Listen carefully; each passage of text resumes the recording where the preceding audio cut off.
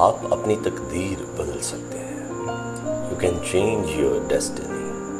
اور اس نے کہا تیرا نام اب یعقوب نہیں بلکہ اسرائیل کہلائے گا، کیونکہ ایک شہزادے کے طور پر تو خدا اور آدمیوں کے ساتھ طاقت رکھتا ہے اور غالب ہوا ہے. پیدائش کی کتاب 32واں باب 28ویں آیت.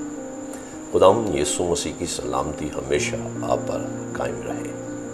آپ کو کلام خدا کا صحیح علم ہونا اور اسے کام میں لانا آپ کی تقدیر کو اچھے سے بدل دے گا.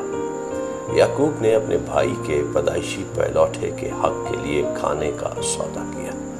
پیدائش 25واں باب 29 سے 34 آیات کا مطالعہ کریں.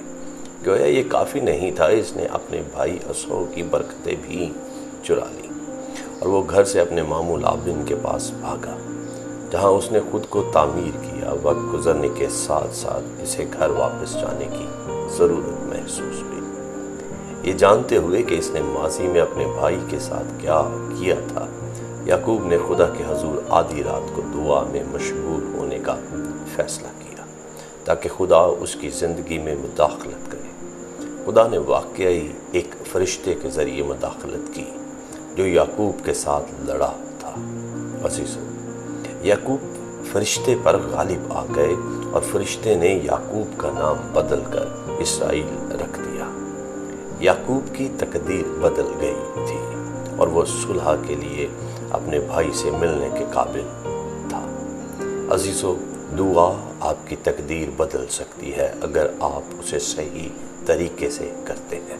فلپیوں 4 باب 6 آیت میں یہی سکھایا گیا ہے کہ کسی بات کی فکر نہ کرو بلکہ ہر ایک بات میں تمہاری درخواستیں دعا اور منت کے وسیلہ سے شکر گزاری کے ساتھ خدا کے سامنے پیش کی جائیں.